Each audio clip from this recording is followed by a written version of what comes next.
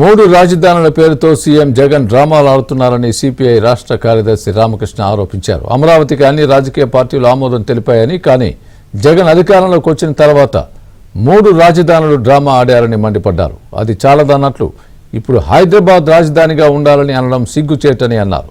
కర్నూలు న్యాయ రాజధాని కోసం కేంద్రానికి ప్రపోజల్స్ పంపలేదని అన్నారు. సీఎం జగన్ను ఇంటికి పంపేందుకు ప్రజలు సిద్ధంగా ఉన్నారని అన్నారు.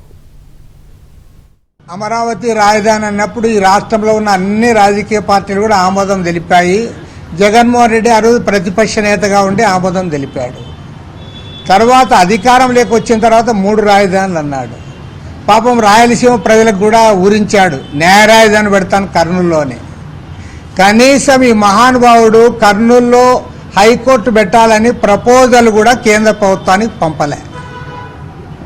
ఇంతటి మోసగాడు చరిత్రలోనే లేడు. ఓన్లీ విశాఖపట్నంలో పోయి ఆడ 451 కోట్ల రూపాయలతో ఒక పెద్ద బంగ్లా కట్టాడు. ఋషికొండ గుండు కొట్టించి బంగ్లా కట్టావు. నువ్వు ఏమీ మూడు రాజధానులు మర్చిపోయినావు. ఒక రాజధాని లేదు, ఇప్పుడు మూడు రాజధానులు లేవు. సిగ్గు లేకుండా ఇప్పుడు మళ్ళీ హైదరాబాద్ కావాలంటున్నావు.